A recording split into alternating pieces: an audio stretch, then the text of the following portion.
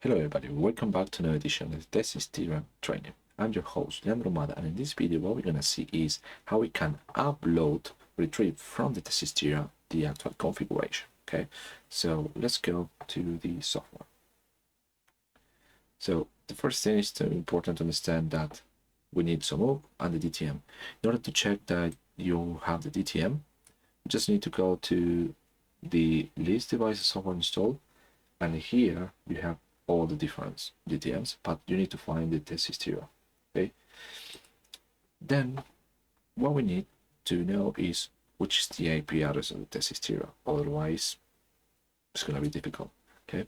So the default IP address is going to be brand new.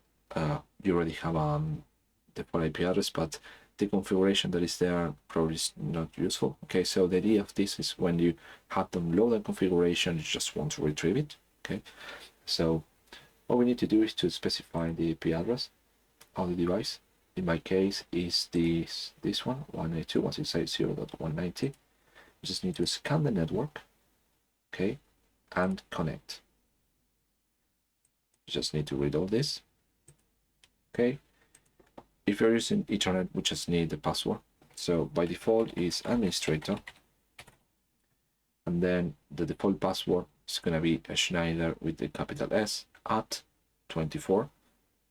But as this is not the first time, I had changed it, so it's going to be a different one. In my case, it's going to be this automation one. So I'm going to log in, and I will retrieve the actual configuration of the device. So it's important when you use the Ethernet, you just need to know the IP address, and you just need to know the credentials.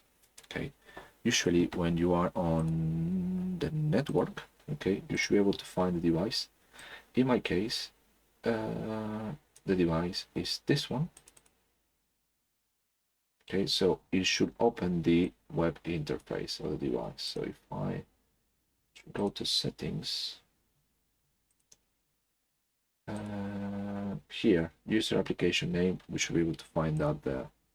Okay, and now it's trying to access to the device. It can probably take a little bit, but it's trying to access. Okay, and this is one way to find out which is the IP address. For the credentials, if you just don't know, then the best would be to factory reset and then start from scratch. Okay, so this is how we can retrieve from the TeSys Tera the actual configuration.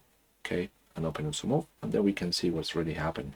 Okay, so thank you very much for watching this video, and I see you on the next one.